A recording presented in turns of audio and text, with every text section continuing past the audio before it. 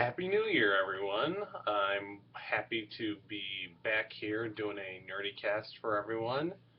One of the things that I want to say is that I'll be changing up the format of how I do things here. I'm going to try to keep my videos to 4 minutes in length and every few weeks to coincide with NerdyCast podcast coming back with Mr. Tim Gwynn. Hopefully, fingers crossed, Tim can't commit yet because he's super popular. So if you want to tweet at T Gwynn and convince him to join me back on NerdyCast as my official long-running co-host of the podcast, that would be great. Today I want to talk about blogging and the new year. I want to talk more than just about blogging for students. I want to talk about blogging for teachers as well. One of the things that I have been so happy to have brought to my students over the past few years is blogging. And it has given them an outlet to share their thoughts on a whole host of things, whether it's school related or their 20 time projects, which have been fabulous. Uh, Too many people out there still think that blogging is not writing.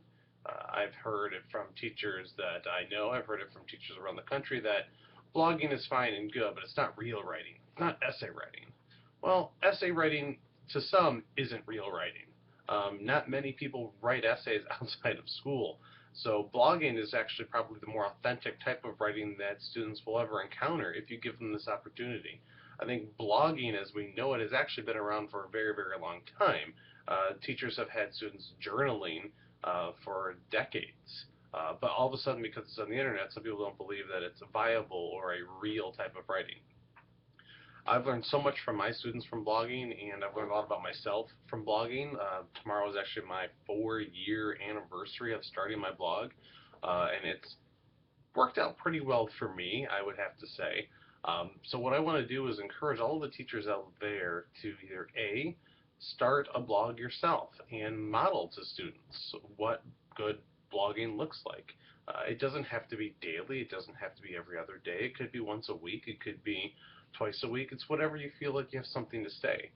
My students write pretty regularly on their blogs once a week, and I take the time to go through and comment on some of them, and they get really excited.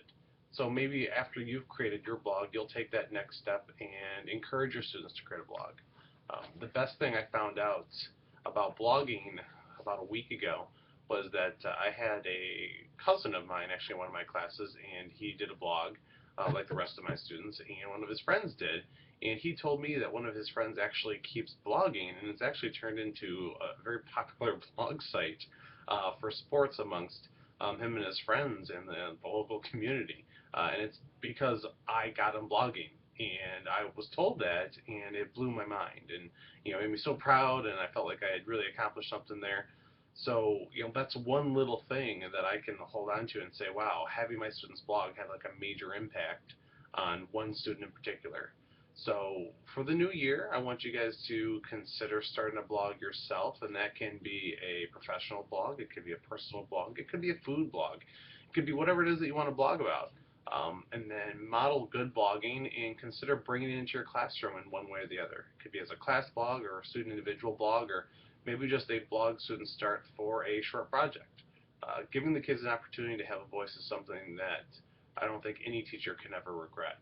So what do you think? Why don't you guys drop me a line in the comments? You can put something as a video response, but I'm really excited for the new year, 2014. We have NerdyCast coming back to iTunes. We've got this kicking off on a regular show, and I'm at the 4-minute mark, so Happy New Year, everyone, and I will talk to you later. Take care.